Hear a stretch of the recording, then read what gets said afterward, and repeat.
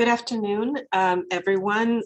Welcome back to the Food for Fairness Summit panel. My name is Raquel Aldana, and I'm a professor of law at UC Davis School of Law, also known as King Hall. And I have the pleasure at King Hall to teach in areas of immigration law. And coincidentally, this week, we are covering the topic of temporary workers with a focus on agricultural workers, the Bracero program, and some of the modern expressions of the way that we have treated agricultural workers in the US through the immigration system. So it is a true honor for me to have been invited to moderate this wonderful panel, which is titled Equity in the Food System Workforce, a Perspective on Labor. And we have with us 5 of the top leaders, nationwide, and also with some focus in California from some of the prominent organizations that have been working to promote equity among food workers. So I'm going to just briefly introduce them simply by name and the organization they represent in the order that they will speak.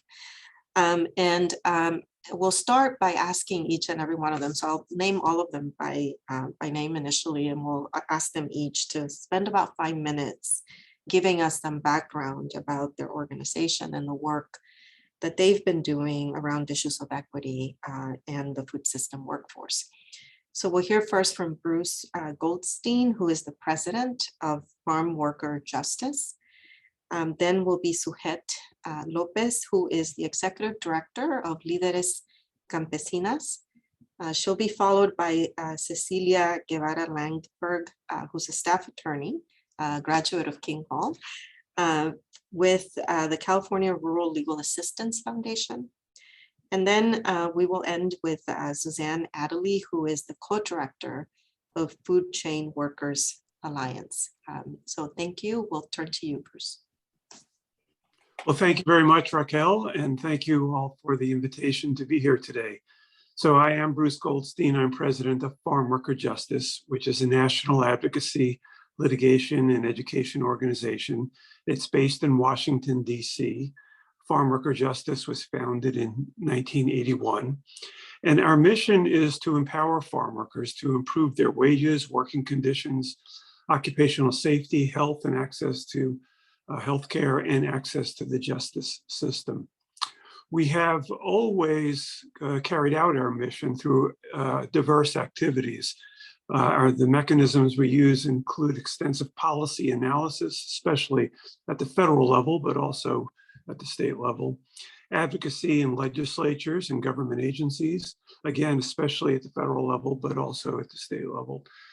Impact litigation, often against government agencies or against employers that are engaged in systematic violations of farm workers' rights. Corporate responsibility initiatives, support for union organizing, public education, and capacity building to community-based organizations. Some of the examples of our work, just to give you an indication of what we do and how we do it. Probably our highest priority since our founding has been immigration policy reform. There's a long history in agriculture of farm workers being subjected to statuses under immigration law that deprive them of economic and political bargaining power. So right now, a majority of farm workers are undocumented immigrants, and about 10% of farm workers hold a status as guest workers, temporary foreign workers, under the H2A temporary foreign worker program. It's an incredibly abusive program. It deprives workers of the ability to enforce their limited rights or ever gain access to immigration status and citizenship. We do a variety of work around the H2A program. Our goal is to win immigration reform that grants farm workers who are undocumented and their family members the opportunity for immigration status and citizenship, not a mere temporary worker status. Another example of our work on occupational safety is around pesticides. We recently, with our partners, won in a federal lawsuit that forced the Environmental Protection Agency to ban a very highly toxic pesticide called chlorpyrifos, which was banned for household use because it's so dangerous, especially to kids, but was allowed for many years in agriculture, and that is now banned. And recently, just in the last few weeks, we filed a lawsuit again as part of a coalition with many groups to win a ban on the pesticide paraquat. Another example is our capacity building work. We work with many groups around the country. I'm very pleased to be on the panel with Suget Lopez of Líderes Campesinas, Farmworker Women's Organization statewide in California, because we do a lot of work with Líderes. We help groups prepare materials and curricula in multiple languages. A significant number of farm workers don't speak English or Spanish, but rather speak indigenous languages. So we prepare curricula and training materials to help educate and train farm workers how to be trainers in their own communities around a variety of issues, from HIV/AIDS prevention to pesticide safety to skin cancer and about labor rights. We are all about empowerment. We want farm workers to be able to control their own destinies. So we have always worked very closely with farm labor unions in California. The United Farm Workers Union is a big example, and in worker centers and community-based groups like Líderes Campesinas and others.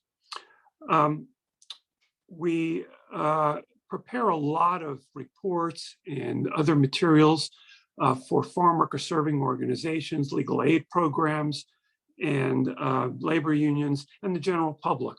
So I encourage the audience to take a look at our website, farmworkerjustice.org, and also the Farmworker Justice YouTube channel. Because of the pandemic, we've recently gotten into the business of producing videos. So we have a series of programs, often interview programs, with leaders of farm worker labor unions and worker centers, again, including Suget Lopez, that are very informative about what's going on in the fields, what are the challenges farm workers are experiencing, and what are the solutions and the mechanisms to achieve those solutions that farm workers are engaged in. We also are very proud of a documentary film we recently released on our Farm Worker Justice YouTube channel called Voices from the Fields, which is about confronting the COVID-19 pandemic.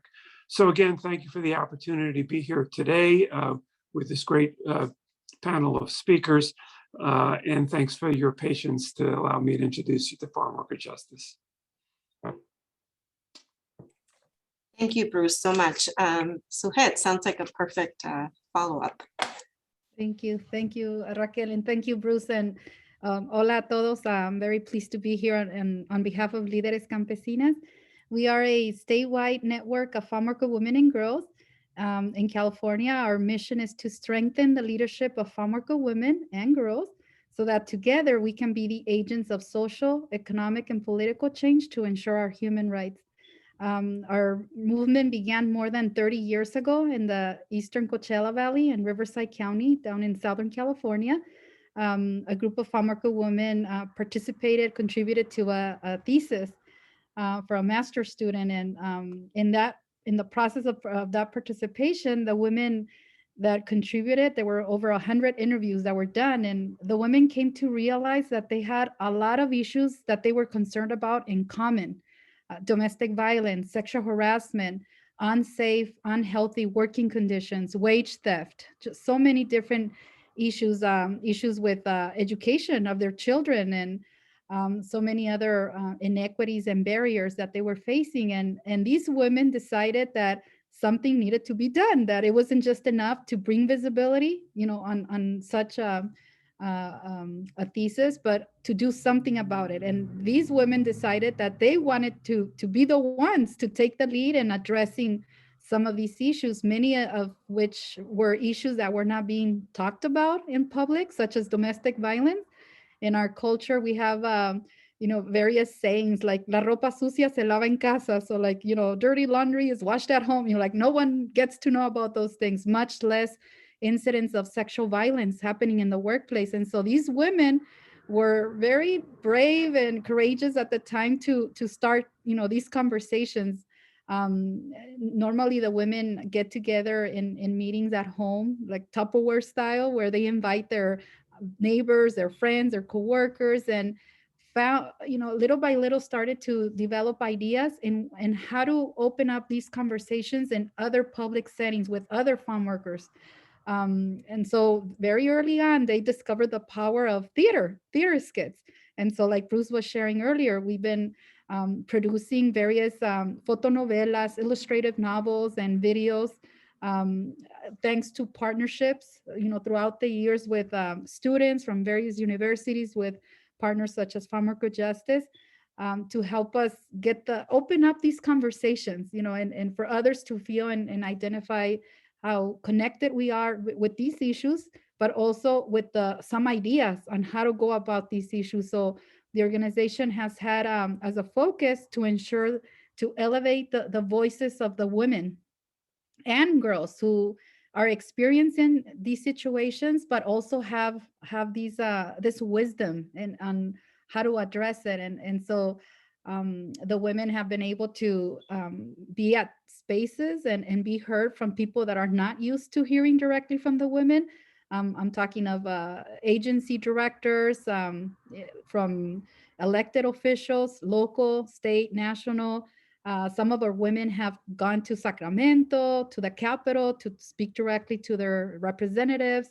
They've gone to Washington, D.C. Líderes is part of a national alliance of farmworker women, through which we've been able throughout this past decade to be doing that and sharing some of our ideas and thoughts of how can things be better, or what would help them, what kinds of support would help them to have better lives at work, where they study, where they live. And I'll be sharing more in the future, but thank you for the opportunity, and also pleased to be here with the rest of the panelists. Thank you. Wonderful, Suhet. Thank you so much. Cecilia? Yeah, hi everyone. Really happy to be here. Thanks for the opportunity to speak. I am a staff attorney at California Rural Legal Assistance Foundation. So we're a statewide nonprofit legal aid organization providing free legal services to California's rural communities. We were founded in 1981, so we've been around for 40 years now. We have offices in Sacramento and Fresno. Our main office is in Sacramento, and then we have a satellite office out in Fresno. The mission of our organization is to achieve social justice and equity in partnership with farm workers, low-wage workers, and mixed status families in rural communities through community, legislative, and legal advocacy. So our organization really takes a multifaceted approach to try and combat the issues that are plaguing our rural communities.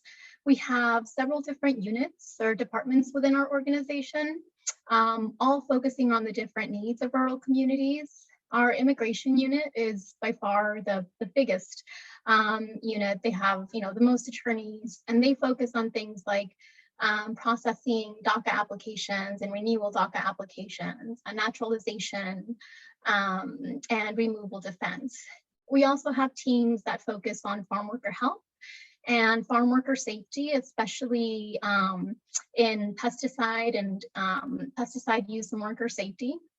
We have registered lobbyists who advocate for legislation that benefits farm workers in rural communities. And our litigation team handles, we have do impact litigation, and we handle both labor and housing cases within that unit. We're often confused with our sister organization, California Rural Legal Assistance, Inc.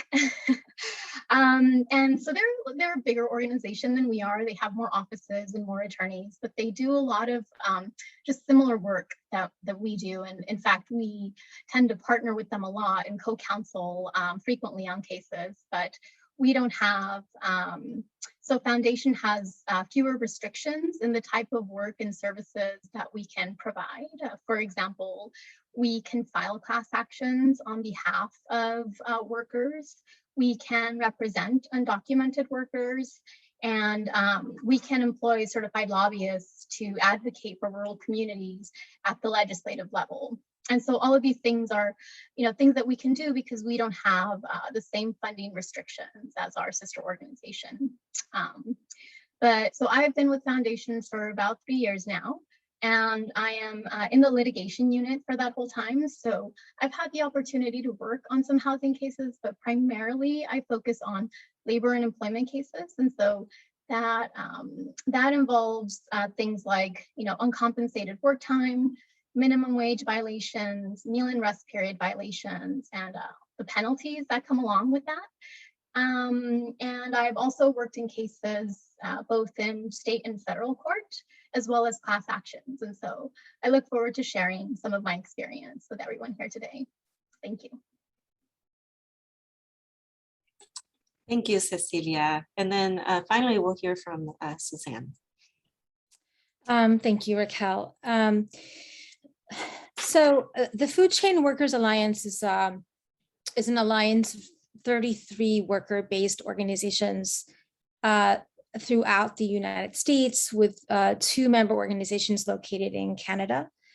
And some of our member organizations are unions or union locals, but the vast majority are worker centers. And some are worker-led, and some are advocate-led with worker bases. There's a lot of diversity in our membership. We also have a handful of advocacy organizations working nationally and one working globally on behalf of food workers and other workers, and around policies around fair trade and other sort of relevant measures. And the alliance was created about a decade ago, a little bit over a decade ago, by some 8 to 10 food worker organizations who were working in different parts of the food supply chain, and kind of thought about creating the alliance to address 2 sort of very general missions. Like, one was for food workers to work collectively across sectors of the food economy to improve wages, to improve working conditions, and to protect the right to organize, with the acknowledgement that the product that they're making is produced, packaged, distributed, sold in different parts of the supply chain that they're all connected to. The second sort of general mission was that at the time that they were acknowledging that there started to be kind of a growing, more visible movement in the United States to reform the food system overall. And their mission was to make sure that worker voices were kind of at the center of that movement for food reform. And so today we have 33 worker-based organizations who are in agriculture, food processing, manufacturing, warehouse distribution, retail, food service, including street vendors, and basically, any kind of labor that is in the food system. And we are, we strive to be as member-based as possible. Like, our board is made up of our member organizations, and we have several member-based committees that advise all of our programming and decision-making, and that sometimes means that it's organizers from those organizations that are doing decision-making, and sometimes means it's actually workers themselves. And I think that, first and foremost, like, what the role the alliance plays is as a network for these organizations to share strategies across geographies and across sectors, and look for opportunities to organize collectively. But we also, as staff of Food Chain Workers Alliance, following kind of the decision-making process that our members go through, we also create programming to sort of intervene on behalf of a certain sector or a whole membership. It depends. And sometimes that looks like legal interventions, and sometimes that looks like policy interventions, right, on a state and a federal level. And that would be, for example, like, we just were part of the coalition that passed the New York Hero Bill, which created COVID protections for low-wage workers that have not been passed by OSHA. And a lot of what we were doing is making sure that our farm worker leaders were fully at the table and kind of making decisions about what happened in that legislation. And likewise, some around the federal immigration discussions are whole like 12, we have a farm worker committee, about 12, 13 farm worker organizations that also wanted to inform that process, and similarly around some things that are developing around meat processing, right? So we kind of work to sort of like funnel what's happening on the ground to the policy conversations. But overall, I think that what we set out to do is to build the infrastructure of the food worker movement that our members are a part of. And that means, in addition to kind of building the spaces for them to come together as a sector, as a supply chain, we're also doing things like trying to funnel funding to our members, right? As opposed to having it kind of exist in this national space. And we do that, we've been able to do that last year through COVID relief, through gathering funds for their local language justice projects. We also have funds to deal with immigration response when there is a problem of detention, deportation among our membership, and we develop funds like that. We also have sort of brought into the organization the resources and the contacts to provide our members with opportunities to do research that they wouldn't necessarily be able to do on their own, or to do communication strategies that they wouldn't necessarily be able to do on their own as well. And we have a very sort of robust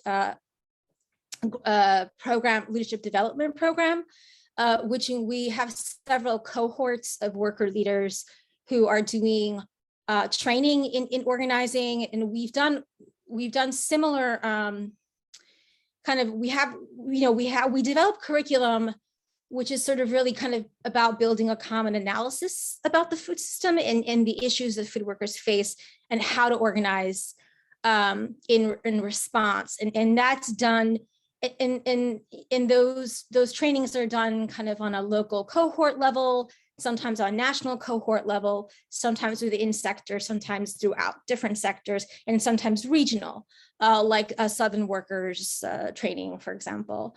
And we also, have kind of like built an infrastructure to do rapid response when something is happening, like a group of workers are fired, or a worker dies, or somebody is detained or deported, so that we can call on our members and allies to respond immediately. And one other thing, the last thing that I'll say, I mean, the list is very long, is that one of the things that we've also have tried to do is serve as a resource to help incubate new worker-led organizations, so that they could, stand on their own in the larger food worker movement.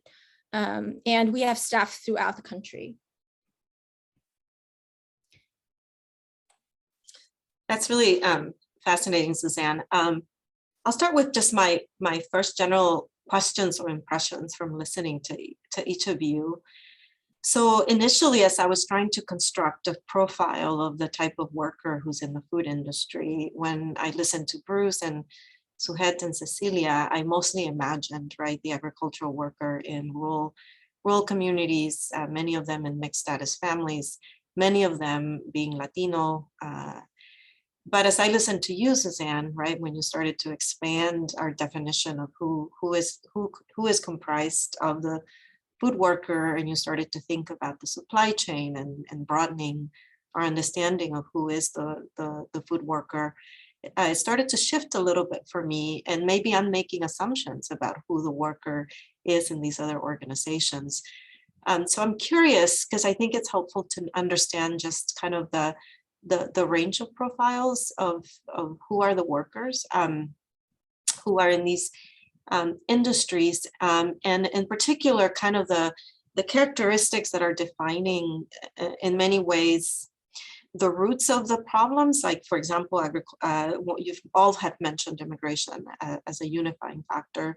You've hinted at the idea of low wages. But I'm just curious to see what are the profiles that kind of emerge for you that are both unifying the agenda for what you're fighting for in terms of legislative reform and advocacy, but maybe to some extent creating tensions because they may not be the same issues for all workers. So I'll leave it there. I hope that made some sense. And whoever wants to start, we can just kind of have a conversation about this, if that's okay. Well, maybe I could start with some national statistics. We actually don't know how many farm workers there are in the country because no one counts them. But farm worker justice focuses on farm workers, which we defined as the people who are laboring on farms and ranches, as well as their family members and their organizations. So we're talking about people who are producing fruits, vegetables, working on dairies to produce milk, and some others. Some farm workers are in packing houses, operating machines to pack those same products. And increasingly, there are very large scale, high technology greenhouses that are growing fruits and vegetables, computer controlled atmosphere in several acres, many acres worth of greenhouses. So, at the national level, there's some studies that create a portrait of farm workers nationally. The large majority of farm workers, 75%, 80%, and probably higher than that actually, are immigrants. The large majority are, 3/4 of them are Latinos, or Latinas, again, probably more than that. Although there are Haitian immigrants and African Americans and Filipinos and others in the workforce. Roughly 70% of farm workers on farms are male, about 30% are female. And a majority of farm workers are undocumented immigrants. About 1/2 are married with children.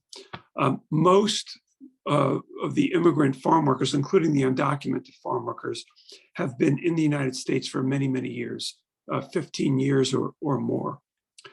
And farm workers are among the lowest paid workers in the US in terms of their wages per hour. Poverty rates are quite high.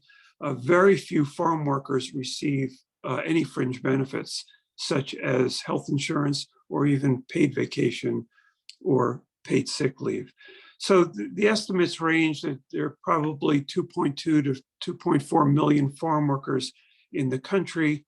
About 1/3 of them, roughly 700,000, 800,000 farm workers are in California.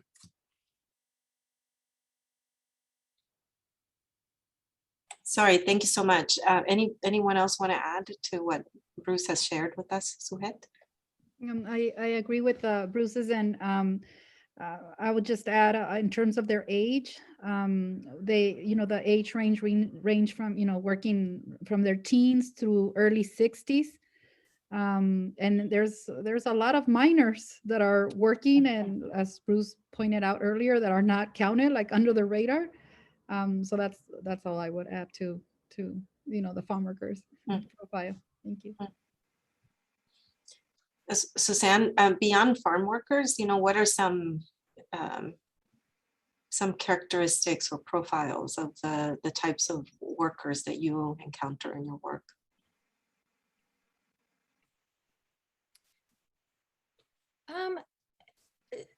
So, I was kind of looking at some statistics that we collected nationally in 2016, and roughly had a similar number for ag work for farm workers to like 2.4 million.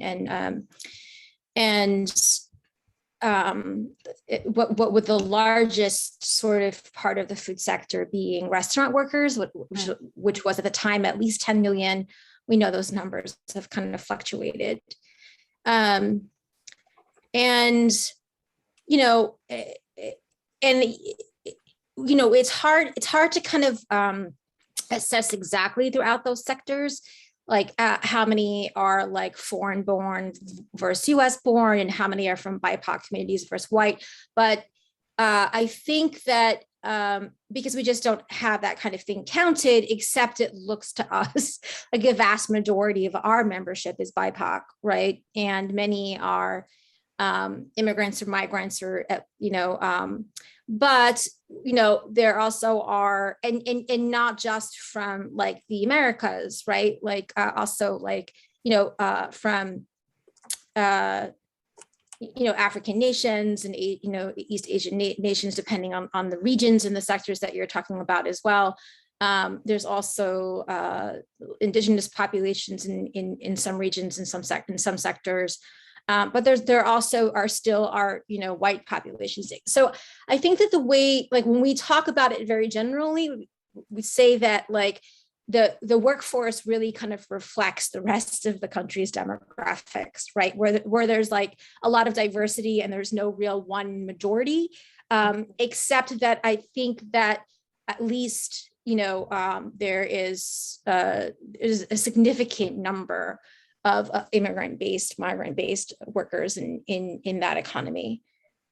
And then and what I'd say also, kind of looking at the big picture, it is the largest workforce. If we're looking at the whole food supply chain as a whole, it is the largest workforce, like larger than healthcare, right?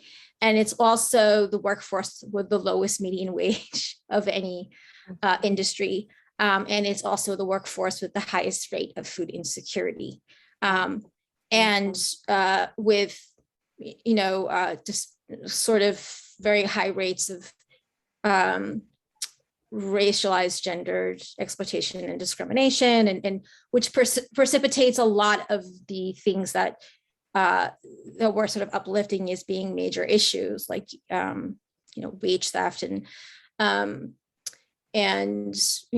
retaliation for organizing and speaking up, and we also, and talking about this, like, it's 2021, 2020 was the COVID period, right? We have, like, I would say that our farm worker sector, like those who are working on farms and greenhouses and dairy, are probably one of the most active of our member base, right? But what 2020 showed us is how devastating it was to the other sectors as well, particularly meat processing workers, which also have a lot of refugee populations and are located in like also isolated rural areas, and the way other sort of workers themselves were, like retail workers and restaurant workers and street vendors, the way that they were both exposed and abandoned, I think shows that there's a similar issue of like power imbalance, like, throughout the sectors. I think COVID kind of like really showed that. Thank you. Cecilia, you unmuted. Do you want to add anything? I was just going to add, so we work, in addition to all of that, I'm just going to echo what the panelists have already said, but we also work with a lot of H2A workers. And so I think that's something that's really important to kind of think about. So for those who are not like familiar with the H2A visa program, that's actually a program that allows US employers to bring non-citizens into the United States on a temporary agricultural work visa, the H2A visa. Growers actually have to like submit an application and be approved by the Department of Labor to bring agricultural workers into the United States. If they're approved, they can then recruit the workers from outside the United States. Usually for us, we see workers coming from Mexico. The workers are then brought to work in the United States by the employers on a temporary basis. And usually that's just like the harvest season for whatever crop the employer is growing.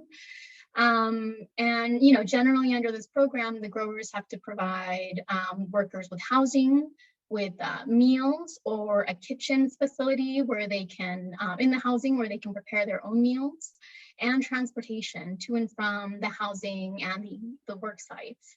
And so, and over the last couple of years, we've seen a tremendous increase in the number of H2A workers that are coming in and the number of applications that are being submitted and approved by the Department of Labor.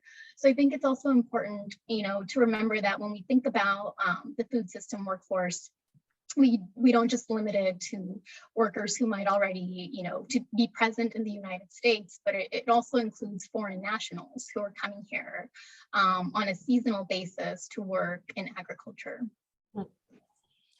So I have a lot of follow-up questions, but I do have a few coming in from the audience, and I want to be responsive to those questions. So let me ask a few that I think are related to the conversation we're having.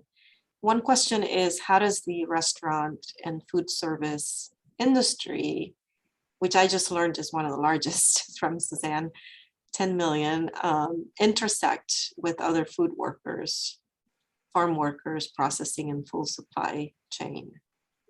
So I don't know if that made any sense, but how does the restaurant food service industry intersect with these other workers, like farm workers, processing and full supply chain?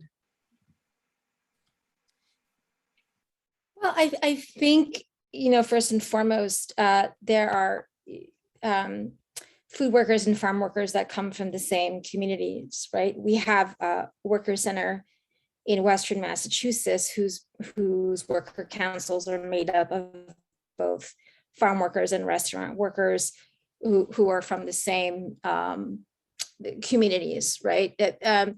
And I think also, especially if we look specifically at like what the experience in restaurant and in agriculture has been, and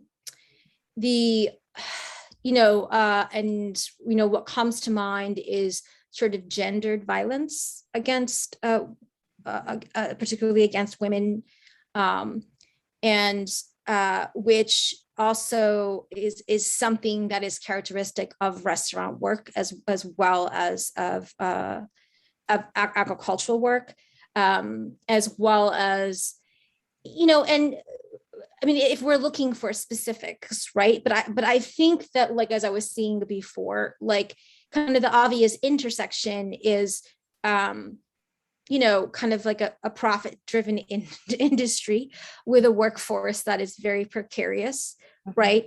For so many reasons, whether it be their status, or whether it be their race or their gender, or their and absolute power imbalance, right? I mean, restaurant, and then also, I mean, another more so specific connection is that the lack of collective bargaining rights for farm workers, right? It kind of harkens back to kind of racialized legal system that excluded farm workers and excluded restaurant workers and excluded domestic workers, for the same racist reasons, right? And that's why restaurant workers in most states, even though that's started to change in some states, have to rely on a sub minimum wage, right? Which is, I think, sort of another sort of commonality. But yeah, and but I think that's a really interesting question, because and this kind of sort of reflects like what we hear when our restaurant and farm worker members come together, and talk about like sort of that commonality. Bruce?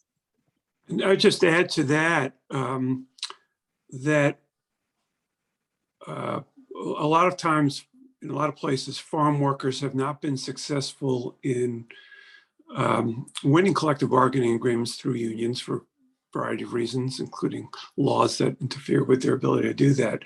And so when they've been pressing their employers, we call them the growers, to improve wages and working conditions, a lot of the growers say, we have to sell our product to higher up entities in the food supply chain, retailers, Costco, Walmart,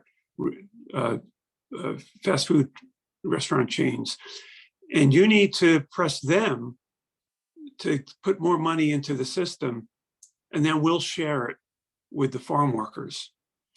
So labor unions have put pressure on supermarket chains and restaurant chains, and also worker centers have done the same thing. And there are several corporate social responsibility initiatives that respond to this situation by saying that basically everybody's pointing the finger in the other direction, saying I'm not responsible, it's not me, it's them. So what some of us have been doing is saying, fine, you're all responsible, and trying to organize the entire food supply chain. Very interesting. I want to take us, so one of the recurring themes that you've raised is that many of the reasons for the commonalities that deal with vulnerable workers, if we want to put a label on this, is structural, right? There are structural reasons that are set up to create these exploitative mechanisms. Some of you have discussed immigration already as one of those mechanisms. Other laws pertain to restrictions on collective bargaining and organizing. We can probably add many more to the table, but I want to focus a bit on some of these. Let's talk about the immigration piece and perhaps to get a little bit more nuanced. So the H2A program has been referenced quite a bit. I listened to a podcast recently that kind of struck me, that suggested that despite its enormous problems, and I love to explore what those problems are with the H2A program, that most workers prefer to be under the H2A than to be undocumented. I don't know if that's your experience, but one is, why do you think that might be the case? And then secondarily, given the little probability of comprehensive immigration reform making it past this dysfunctional Congress, is this something that you think the H2A program and expanding it, do you think that there's any there, or would you oppose it based from where you sit? Well, let me say that if we're in a discussion about who's better off, an undocumented worker or a guest worker, we're having the wrong discussion. Mm-hmm. Immigration policy for centuries now has been manipulated to deprive the people who are going to do farm work from having a status that would enable them to achieve economic power and political power. The H2A program is inherently abusive. It's inherently anti-democratic. It's inherently anti-worker. And the main reason is that the workers are subjected to a non-immigrant, it's called a non-immigrant temporary visa that is controlled by their employer. And no matter, they can only work for the one employer that got them the visa. They have to go home if their job ends. If they want to get a visa to come back in the future year, they have to hope that the employer will apply for a visa for them. The workers are totally under the thumb of the employers, and they are therefore often too afraid to speak up.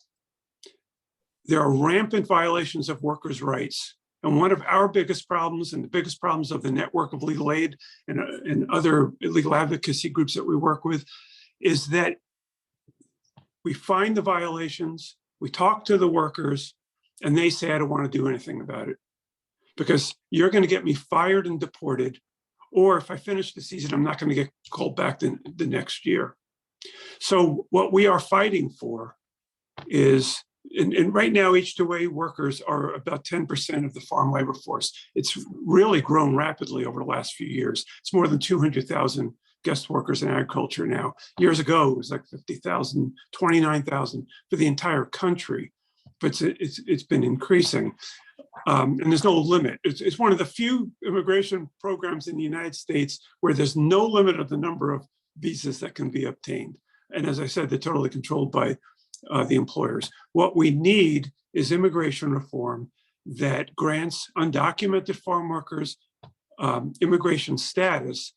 And if we need more workers in this country, they should be given the opportunity for a true immigration status, not this restricted non-immigrant status with a visa controlled by their employer. So we just have to keep fighting for this. The truth is, we've been fighting for this kind of immigration reform for basically 25 years, and we've come close several times. It requires compromise, unfortunately, to get anything done, but even the efforts at compromise have failed because of the anti-immigrant sentiment in too many members of Congress. But we have to keep fighting for it. Farm workers should not be subjected to that kind of unequal status in this country. Great. Anyone want to add to this, Cecilia? Yeah. Yeah, so I think the H2A program on paper probably looks really great, right? So the workers are able to come here. Theoretically, the employer, pays for their transport into the U.S., pays for the visa, provides them free housing, provides them meals, and they're paid, in dollars, which they can then take that money back to Mexico, and it's a lot more than they would have made in wages in pesos, right? So in theory, it probably looks like a great opportunity, but we have just as Bruce mentioned, just seen really atrocious abuses of the program, and the workers, as Bruce mentioned, they're just afraid to bring any cases because they are afraid of being blacklisted, that they're not going to be able to come back the next season. So just to kind of highlight, we actually have a case right now involving a class of H2A workers that were recruited by an unlicensed farm labor contractor in Mexico. They were brought, promised that they were going to be brought to California to harvest blueberries, and that from there they were going to go to Washington State to finish off the harvest. And so when they got here, a handful of workers, our clients, after the work in California ended, they were not allowed to travel to Washington State with the others, and they were in fact told that they were being terminated and that they had to go back to Mexico. And all the other workers, they were informed of this the night before they were going to be transported to Washington State. And so while all the other workers were, getting on a bus and going to Washington, our clients were just left behind and kind of left to their own devices to get back home. Beyond this sort of, obvious contract and, broken promise, broken contract violation, there were a lot of other issues that we had in this case. There was owed compensation for travel time from the H2A housing to the work sites. There was also uncompensated waiting time. So our clients would get to the fields and they were made to kind of wait before they started work and clocked in. So there was a lot of uncompensated waiting time in the fields. They were never reimbursed for their visa costs and for the costs that they spent out of pocket to travel to the United States from Mexico and back. They were charged for 3 meals a day, and the meals that they were provided were often inadequate or just inedible, where some of the meals that they were getting was actually rotten, and they were not able to eat it. The burritos had been left out too long and they went bad, and then this is the meal that the employer was providing to the H2A workers. So on top of getting charged for their meals, they had to also spend their own money to go out and buy their own food, because the meals that they were getting were, either not enough or just inedible. So there's just a lot of violations highlighted in that one example, in that one case that we have, just sort of, but it is typical, I think, of the labor abuses that we see in the H2A program, unfortunately. Mm-hmm. So, law professors get accused a lot of focusing a lot on the problem and not enough on the solutions. And from the questions that I'm getting in the audience, I think there's quite a bit that are trying to look for levers to figure out what are the levers for social change. And I'll get to those. I do want to mention that I see your roles in what you're doing with organizing these workers, right, as being pivotal to creating those levers of to try to change the power imbalance. Some of these questions focus on other potential levers, and so I want to ask about them. Suhet, one is directed at you, since you work with children and teen moms and other women adult workers with families. The question is, how does K through 12 education support these communities in ways that can be empowering? So what I've heard from, the women when, they expressed, it's unfortunately, it's been more like the experience of that school to prison pipeline, predominantly present in these communities. And so what we have found some of our members doing and working closely with other local organizations and working with the school districts is to promote other practices that are opposite to that system, right? So like restorative justice. And it has been like a logical kind of like connected with the work that the women have already been doing in regards to the trauma that they have experienced with the immigrant experience in their childhood, with sexual abuse, domestic violence. And so like being able to, with that wisdom, with that knowledge, to find out how to integrate that into the system. We have found many families through their hard work throughout the years in the fields to support their children. Many families value education and encourage their children to prioritize on their education and have done very well. Many of them have become, graduate with PhDs, and, they're now going to space and performing these long distance surgeries. And we have a Congress representative who in the Coachella Valley, who's, a doctor, very, very involved with his community in the Coachella Valley. So we want to see more, right? More stories like those. And then, of course, we have other families who definitely are having trouble having being able to pay the rent. So they focus more on like, let's all as a family work to be able to pay rent and, food, the basic needs. And so, of course, the opportunities for those children and students diminishes. And the system just makes it worse, right? When there's this emphasis on punishing and sending these children to prison, as they're growing and putting them through this system. So that's, a little bit of what's been happening. We have families who, are more stable than many years ago that used to migrate. I've met a lot of the women adults who share how as child, they didn't have a stable home. So it was hard for them to be able to go to school just for a few months. And then as they were migrating, go to another one. So ultimately ended up dropping out. Some of who have been, as adults, were able to go back to school and complete their higher education and are now very engaged in the movement.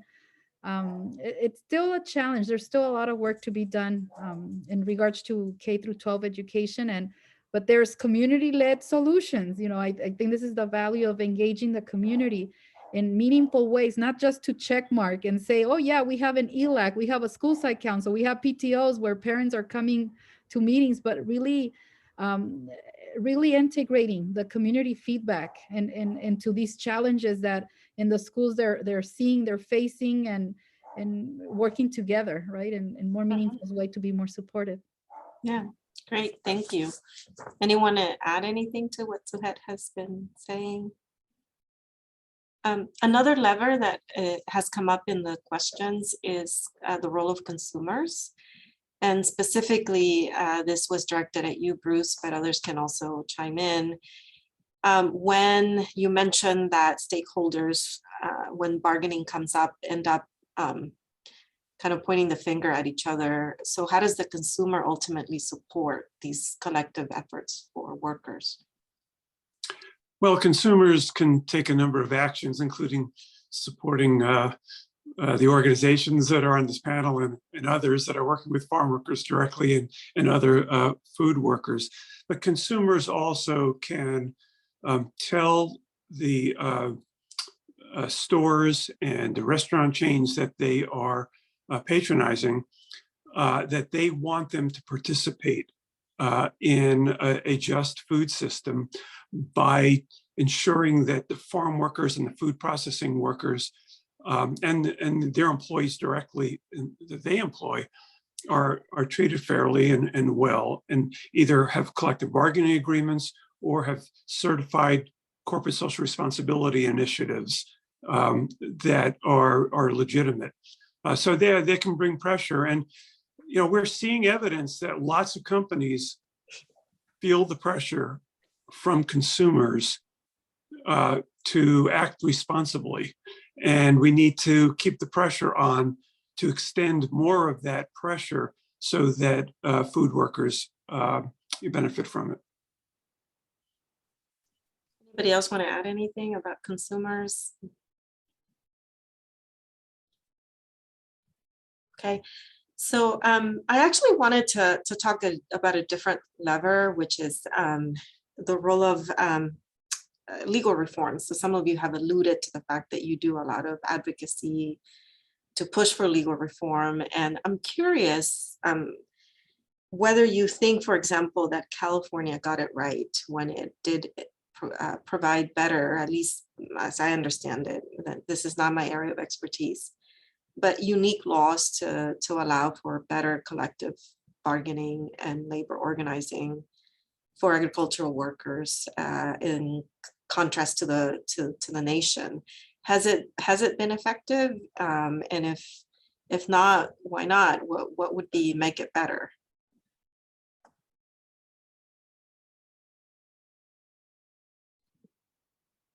I'm happy to speak about it, but if my California colleagues would like to begin, I'm happy to defer. I don't see you jumping in. So, the California Agricultural Labor Relations Act was passed in 1975 to give farm workers the right to join a union without being fired, and a structure to enable them to compel collective bargaining with their employers. So farm workers were excluded from the National Labor Relations Act. This was a way of, at the state level, giving farm workers those rights. California also passed laws giving farm workers most of the labor rights that other workers have, but which they don't have at the federal level and don't have in most states. So we've seen plenty of evidence that California farm workers, that many California farm workers are treated better by their employers than they are in other states, either because they have collective bargaining agreements or the laws protect them better and there's some enforcement of the laws, or the employers are afraid of a union coming in and organizing the workers, so they offer the workers better wages and working conditions to try to convince them not to join the union. So we've seen plenty of evidence that a lot of farm workers in California are treated better than they are elsewhere. But in talking to our California colleagues in the farm labor unions, at Campesinas, we do a lot of work with California Rural Legal Assistance, Inc. and CRLA Foundation. What we hear and see is that the law in the fields is not the law on the books. That is, there are widespread violations of farm workers' rights in the fields, and there is weak enforcement, despite the best efforts of the legal aid groups and the unions and Campesinas and a bunch of other groups in California. Still widespread violations. And part of the problem is the broken immigration system, whether it's guest workers or undocumented workers. Many of them are too afraid of being fired and deported and having the families broken up to really challenge the violations of those rights. Thank you. Suhet, Cecilia, do you want to add anything to what Bruce has said about that? No? No, I would just echo, the fact that we can tell workers, and we do regularly, tell workers who might be afraid to come forward that they have absolutely the same protections under California law, whether they're documented and undocumented, and that generally we can tell them that, but it doesn't abate that fear. And so I completely agree that part of the solution needs to come from immigration reform and making sure that I can tell the worker you're protected under these laws to the same extent that any other worker is. But if they don't actually feel that, they're protected from immigration enforcement, from deportation, they're not going to come forward, and so I think that is a critical piece to it. Mhm. Throughout the years, there's been some legislation around sexual harassment, preventing sexual harassment in the workplace, specifically in agriculture. And what we have done is conducted some surveys. There was one instance, I think it was around 2017, where there have been a couple of pieces of legislation state in California that have been passed to regulate preventing sexual harassment, where it was mandatory to provide training every so often and to include certain items as part of the presentation for sexual harassment, the definition, who to go to report, etc. And what we did over a 2-week period was to interview over 500 farm workers in Ventura County. A year later, we did similar survey in Santa Barbara County and northern Santa Barbara County, and found out that more than half of those who we interviewed, who had been working for a number of years in agriculture, not recent workers, but for a number of years, were not getting trained. And for those who were, the training did not include the different provisions that the legislation indicated that needed to be covered. Then later on, we had an opportunity to have this partnership with UCLA, where some students helped us investigate further the enforcement part of these pieces of legislation. And what we found out is that a challenge to enforcing these laws is that there not enough funding was dedicated, in order for these for the enforcement of these laws to be happening. And then we had, for a number of a period of time, a vacancy on this position for the labor commissioner in California, vacant. So the person who was ultimately responsible to making sure that this legislation was being enforced was vacant, the position. And so, even within the system, to enforce.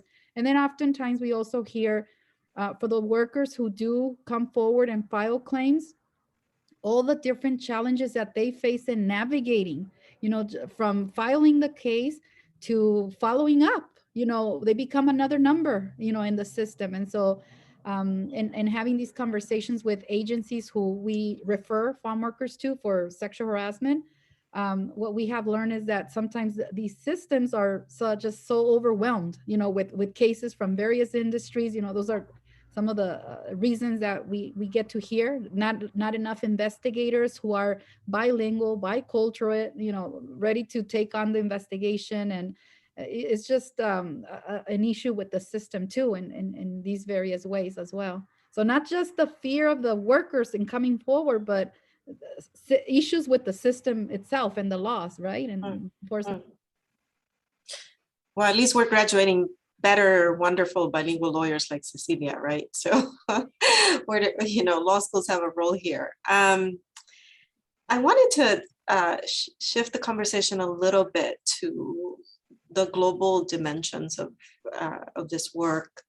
So obviously, migration is an expression of the global dimensions of this topic, but Suzanne, you in particular mentioned trade and working with Canadian worker groups in addition to US groups. And I'll ask a specific question and then maybe all of you can reflect on just the global issues. But one that I'm curious about is what positions, if any, would you take or have you taken on issues of farm subsidies, especially given how the inequities that are built into trade policies, like the prohibitions against subsidies in other nations and the generous subsidies that we offer here in the US. There are tensions obviously around that, but I'm curious what your thinking has been in this area.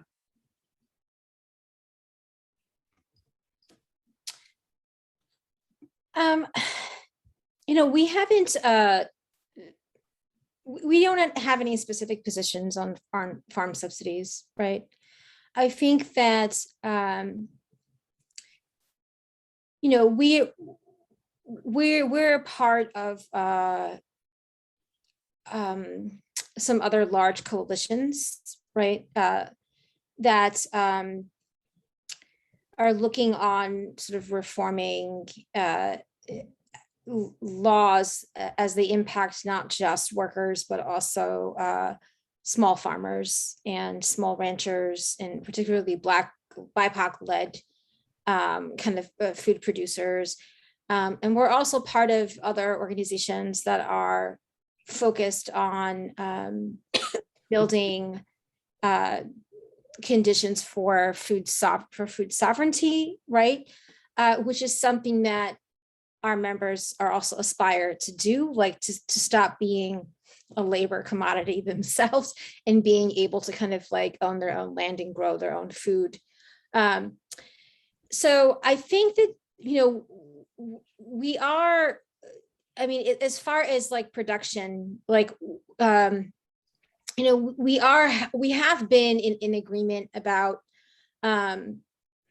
you know, giving a fair price to particularly like small farmers or small producers, but it's not a huge, it's not a trajectory of our work, right? Where it really comes up is like in our analysis about the corporate consolidation of the food system as a whole, right? And the power that big ag has, and the power that the top meat processing companies have, and we're in agreement with the need to kind of like break that, you know, consolidation, because you know, that has kind of created a sort of corporate controlled, profit-driven food system, which has created a race to the bottom. Which it has equaled kind of like hyper exploitation, right? And supporting the systems that allow for that hyper exploitation, whether it be expansion of H2A or, you know, other examples. And so that's really kind of like where our analysis lies. And most recently, we joined a global counter mobilization to the UN Food Systems Summit. Mm-hmm. Which kind of was sort of set up in a way to center the voices of that corporate control. And so we were one of the few worker organizations to join in that kind of mobilization. Thank you. Bruce, did you want to add? Yeah. Our organization hasn't really worked that much directly on subsidies or on trade, but we, partly because the powers that be are far more powerful than we are and our allies are, but we have tried to leverage those systems into building farm workers' power and getting some stuff for farm workers. So, for example, the agribusiness gets these massive subsidies, and traditionally the U.S. Department of Agriculture has treated farmers, you know, growers as their constituents, but not farm workers. And under this administration, we and the United Farm Workers and UFW Foundation and some others have been working really hard to say, look, it's long past the time to at least include farm workers as constituents of the U.S. Department of Agriculture. And so in the American Rescue Plan, there's several $1 billion aimed at agriculture. And recently, the USDA Secretary Vilsack announced that there will be a $700 million cash grant program to farm workers and food processing plant workers to address COVID-19.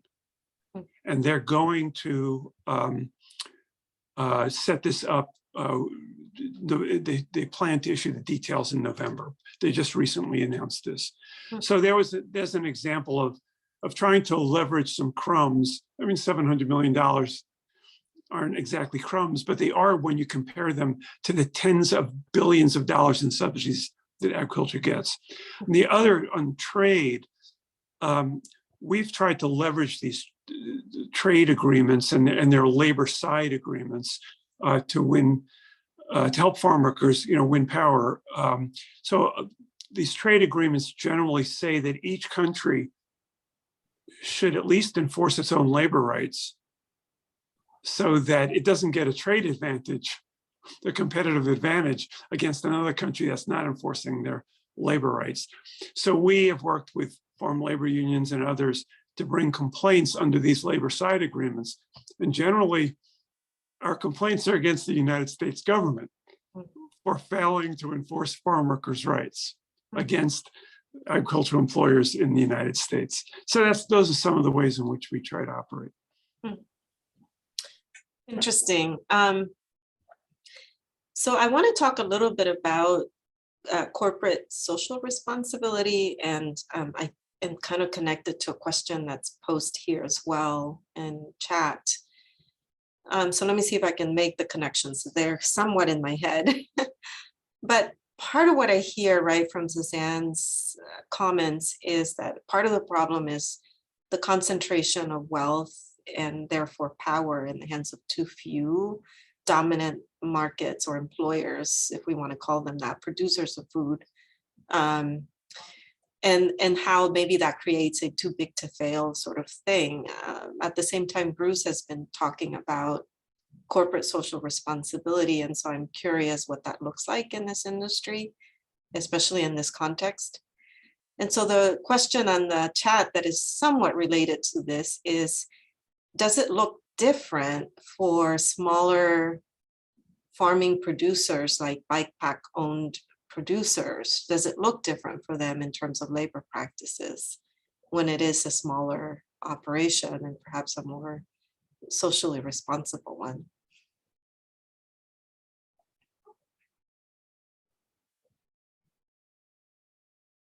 Did that make any sense? What I was trying to ask. Well, I'll start just by saying first that the large majority of farm workers work for larger farms. There's like 2 million farms in the United States. It's declining. But the large majority of them don't employ anybody, or else they employ 1 or 2 people. So for the most part, what we're talking about when we talk about how to help farm workers, we're talking about workers who are employed on farm, medium-sized to large farms.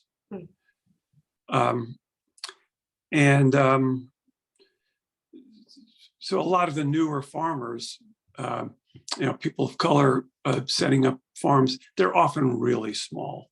And it's just not that much of an issue. I will say, though, that in the corporate social responsibility system and in labor union organizing, you can collectivize the employers. The small farmers and medium-sized farmers are very good about organizing themselves into associations. They belong to a county association, to a state association, to a national farm bureau, to a defined crop association. I mean, you name it, they're organized. What they don't like is when workers get organized. So when they complain that, oh, they're a small farmer, they're family owned. Well, first of all, almost all the family owned farming operations are actually corporations, but they're categorized as family owned because the family or a couple of families own the corporation. Given that they're so good at organizing themselves to collectivize their power, we should be able to collectivize them for purposes of treating farm workers better and for empowering them vis-a-vis the companies they sell to, whether it's Walmart or Costco or a fast food restaurant chain. So I hope that helps. Anybody else want to add to that? Yeah, so just to kind of, we have a case that might help sort of provide a perspective. I know you mentioned that, you know, the power seems to be concentrated the higher up the food chain you go. So just sort of to serve as an example, we recently lost a trial, a bench trial actually. This was a case that we brought on behalf of another group of H2A workers from Mexico. They were recruited by separate growers, family-owned growers, to harvest, you know, produce here in California. There's some, you know, garden variety labor abuses. They weren't paid all of their wages. The food and the housing was inadequate. And so we filed a class action on behalf of the workers, suing, naming the 3 growers as defendants, but we also named as defendants the marketer shippers that were selling the produce that was being produced by the growers. And we did this under a joint employer theory of liability. And, you know, during the course of the litigation, all of the 3 growers filed for bankruptcy. And that was really like our first huge upset in the case. But we were still confident that we might still be able to recover the wages for our clients from, you know, the you know, entities one step down the food chain, the shippers. So we went to trial. It was, you know, a bench trial during the pandemic. It was like, I think, a 2-3 day Zoom trial. And, you know, the judge ruled in favor of the shipper defendants, said that there was not enough evidence to find them joint employers of our clients. And I'll say that during, you know, the course of the trial, we presented evidence that the shippers were, you know, regularly providing advances of money to the growers. And some of this money even went to pay the paychecks for the workers that we represented. We presented evidence that the shippers were instrumental in helping the growers pass rigorous food safety inspections, without which they would not be able to sell their product. And we had evidence that the shippers were subleasing the land to the growers and that they regularly visited this land to monitor the produce, but also they monitor the workers for any non-compliance with food safety standards. And, you know, nevertheless, the judge found that that wasn't enough to hold them liable as joint employers for the wage violations that had been committed by the growers. And so, you know, I think that was really devastating, because now we're sort of left with the 3 grower defendants who are defunct and in bankruptcy. And I think it just kind of shows that, you know, that it's hard to kind of hold, at least under a joint employer theory, folks that are higher up on the food chain responsible. It's really difficult, and oftentimes the entities that are the most financially viable are shielded from liability. So. Ah, interesting. Depressing. So a couple of things I want to know, because I only know what I know and I don't know what I don't know, is if there are questions that I should be asking that I'm not asking, because I'm really fascinated by this conversation, and maybe some of the conversation prompted for you some things that you wanted to bring up that I haven't asked. I want to make sure I give the panel an opportunity to ask each other, or maybe bring up an issue that I should have been paying more attention to.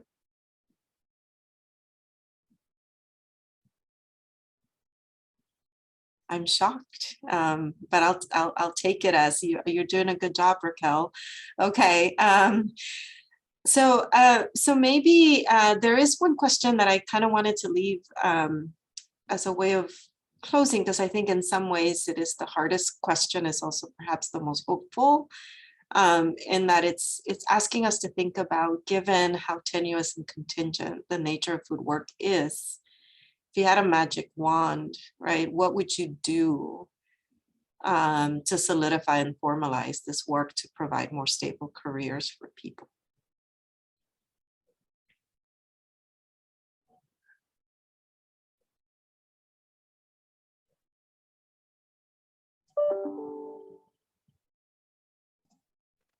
can start. So if I had a magic wand, I would create unlimited resources and funding. I think, you know, to help empower these workers.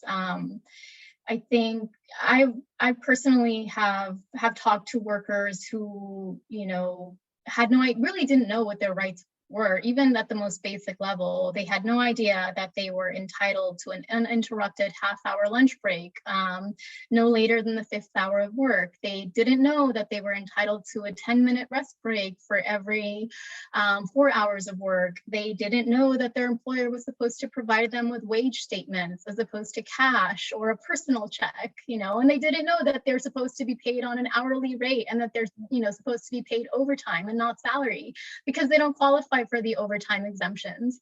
And these are just like basic, you know, pieces of knowledge and rights that every single worker stepping foot on a farm needs to be aware of. And I just think that we, you know, we're not doing a good enough job. Even though we have great organizations, we have, you know, community workers within our own organizations that are out in the fields every day, just trying to distribute pamphlets and, you know, inform workers of their rights. I still think there's like a lack of, we just need more people being able to do that. And just having more people out in the fields and providing more know your rights trainings and providing more just information, not just in Spanish, but I think we've mentioned a couple of times in this panel, you know, there are increasingly a large number of Indigenous workers who speak Indigenous languages, you know, and not just written information, because we have our workers, or some of our clients, you know, don't know how to read or write very well, even in Spanish. And so just having more on the ground, you know, conversations and presentations with workers and would be really beneficial to making sure that they're informed of their rights. And so I know that costs a lot of money, funding, a lot of resources, but I do think we need to invest more in these rural communities. So, Thank you, Cecilia. Maybe I'll go next. You know, on the issues that we Farmworker Justice works on, like we don't work on education, we don't do much around housing, for example. On the issues that we work on, you know, first would be just resources and the ability to build farm worker organizations.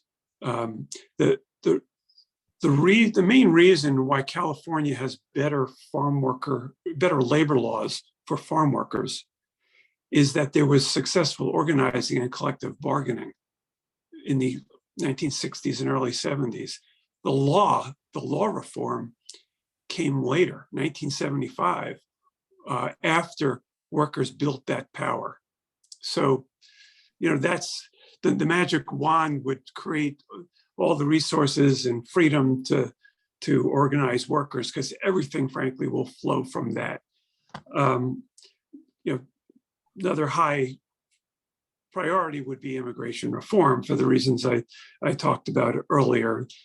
This country should stop depriving people who do agricultural work of the ability to have a true immigration status and citizenship, and stop subjecting them to, well, years ago it was slavery, and more recently it was the Bracero program, and even more recently it's the H2A guest worker program and undocumented status.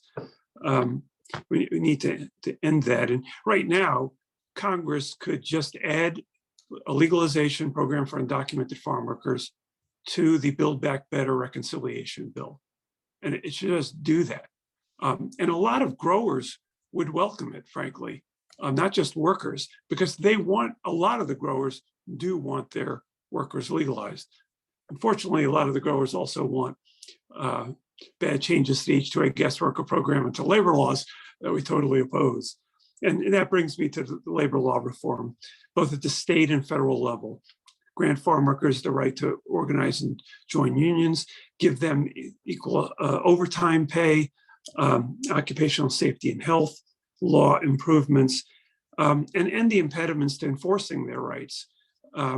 give them access to the justice system. For example, the H2A guest workers, they're not covered by the principal federal employment law for farm workers. It's called the Migrant and Seasonal Agricultural Work Protection Act. It has certain obligations on the part of employers and gives farm workers the access to sue their employers in federal court. Well, the H2A guest workers are not covered by that law. So give them resources and change the laws.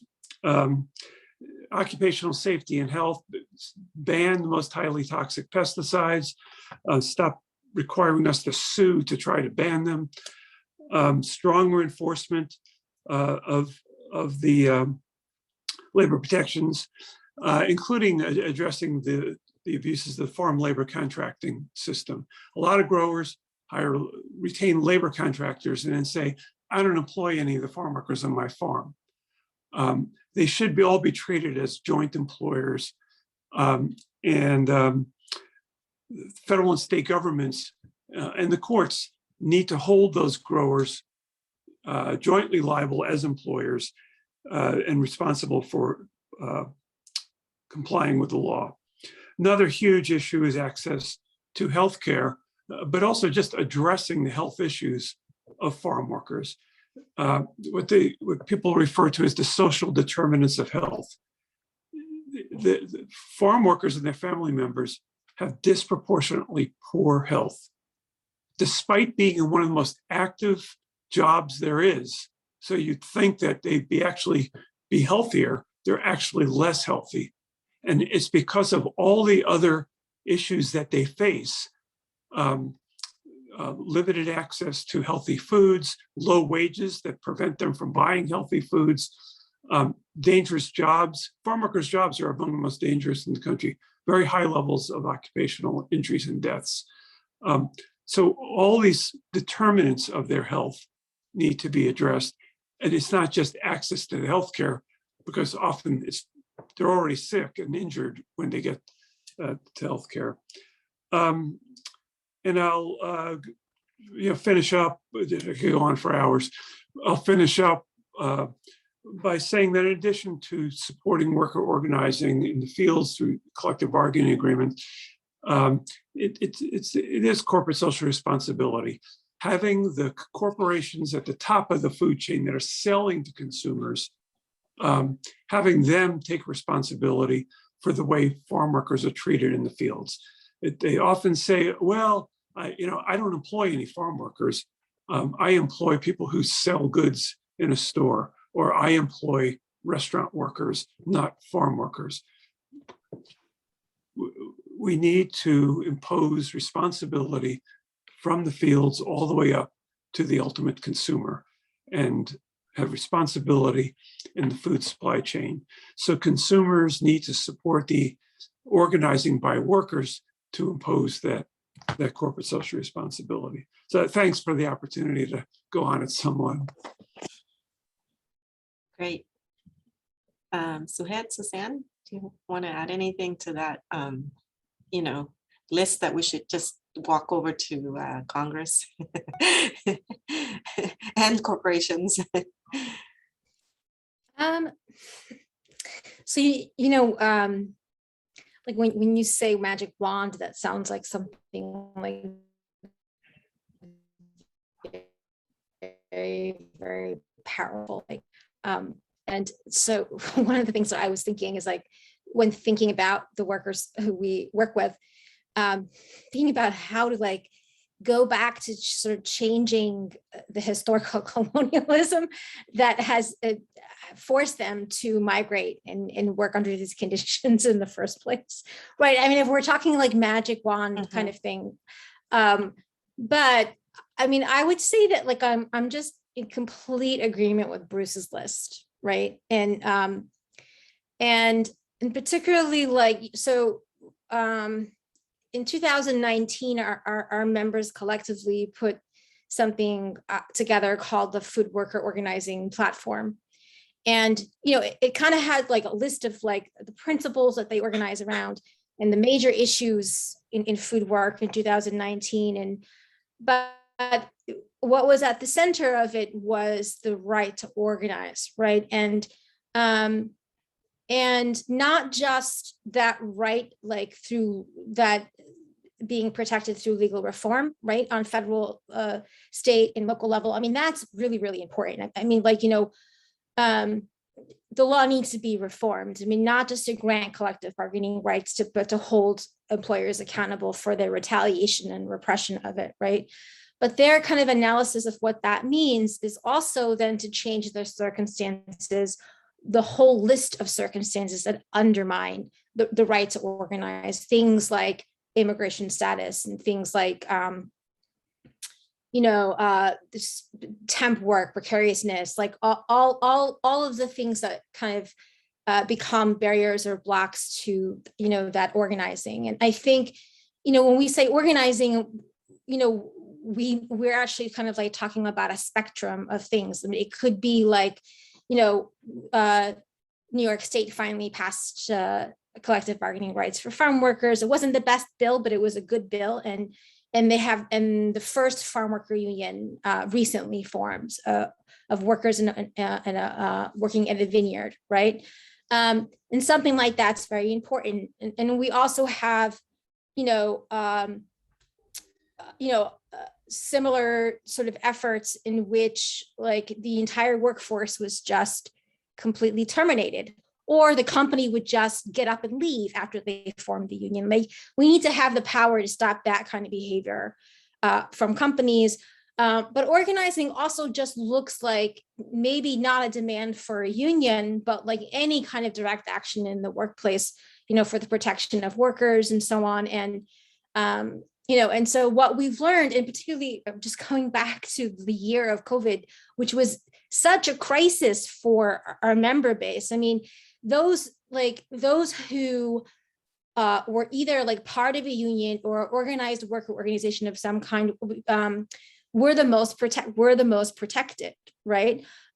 So that's vital, right? The collective bargaining, but also just like a lot of different organizing initiatives, but also the leverage, right? The leverage, corporate responsibility, like kind of leveraging the power we have for corporate responsibility, and also government responsibility as well. Like, one of the things that we've been doing for many years is passing laws to dictate standards for how public dollars are used to procure food, right?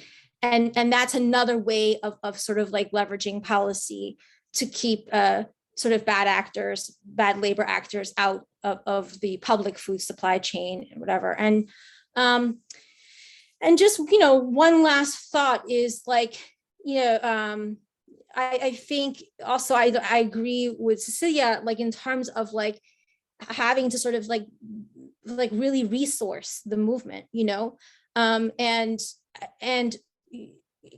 we need people who are in unions to actually know and understand the communities that they're trying to organize. For example, we need to empower community-based organizations, worker-led organizations, women-led organizations, and and we need to sort of make the effort to support organizing in the most difficult circumstances, including like our member group, like H2A Workers organizing in Washington State. Our organization in Toronto is guest worker led, like, sort of supporting organizing,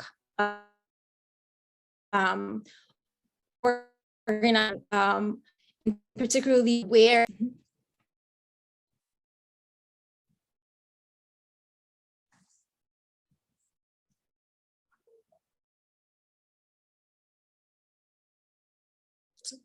Suzanne, I think you were on mute, so we lost the final thing you said. I apologize. Oh, I think I was just saying where, supporting organizing, particularly where it might be the most challenging. Got it. Thank you so much. Suhet, do you want to add anything? Thank you. Well, in my mind, if I had a magic wand, I would perhaps open up the hearts and really the ears of those who have an interest and influence over all these things that have been shared by Cecilia, Suzanne, and Bruce, right? To make all these things happen. Recently, I was a part of a learning journey, and there were a few key players in the state of California who were listening. And this was, we had visited a couple of farms, but one of the stop was with to meet with 3 women from the community that have been impacted by pesticides. And one of the panelists, her name is Marines Catalan. She is a woman who's been successful in establishing her own organic family-owned business. And she used to be a farm worker, and you know, she was sharing how difficult it had been for her to transition from doing farm work to being a small farmer. As a woman, you know, she faced a lot of criticism and challenges from her own family, who were oftentimes discourage her from having that dream and even daring, you know, to go from working in the fields to owning her own farm. And she made it happen, you know, despite that challenge and the challenges in the system. And at some point she was asked, you know, by a couple of players, if she had a way of you know, talking directly to our governor, what would she recommend so that there would be more Mayaneses transitioning from doing farm work to owning their farm? And one of them suggested, would it be like more farm schools, you know, for farm workers who are interested in doing that transition? And she said, no, farm workers know how to farm and how to cultivate the land. What we need is more land. What we need is access to those subsidies. What we need are the support so that more small farmers, many of whom are from indigenous backgrounds, Latino backgrounds, can come out of the shadows because they're there right now. Um, they're just under the radar. And during this pandemic, they have been instrumental in making sure that more families get access to food that oftentimes they were not having access to. She even gave a statistic about, you know, them organizing and being able to bring boxes to 5,000 families every week. And all of this happening, it's like community-led solutions that are happening under the radar. So there's a lot of wonderful things happening, you know, right now, where the community is supporting each other. But unfortunately, not many people that are in these, you know, positions to decide on budget, on legislation, on enforcement, getting to hear and listen and pay attention and to know these stories.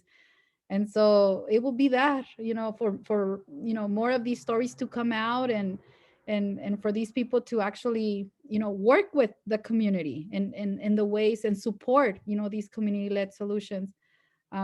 During this pandemic too, I've heard many times how food workers have been recognized as heroes, as essential workers, and oftentimes in the sense of the role, the important role that they play in the economy, right? But my wish is also for them to be also recognized as human beings, and not just during the pandemic, but ever, forever, right? And acknowledge that, you know, even though a lot of them have not had an opportunity to have more formal education, that they possess wisdom, you know, wisdom that has been passed on through many generations. The women are wanting to reclaim their role in agriculture, you know, and the women that I know in Líderes Campesinas. And so they have this genuine love. When they come to this country, they come from families where agriculture has been in their family, you know, it's been part of their you know, family for multiple generations. And so they come to this country, and they also get shocked by what they end up encountering as they accept a job in working in the fields. And so and many of them have been doing it for many decades now, still in the shadows because of a lack of an immigration reform, etc. Right? And so that would be, you know, my wish. And if I had a magic wand, what I would help to, you know, catalyze, right? And it's all of us working together. And thank you for the opportunity, and thank you for everybody else's sharing. Thank you. Well, that was so beautiful, everyone, and Suhed in particular. I want to thank you for reminding us about the humanity and also the wisdom and incredible knowledge that is grounded in many of the workers that we now recognize as essential but are often invisible. I just want to end by saying that one of the honors for me here at UC Davis to lead a task force to think about what it would mean for an ag school like UC Davis to become a Hispanic serving institution that was really giving meaning, substantive meaning to the word serving.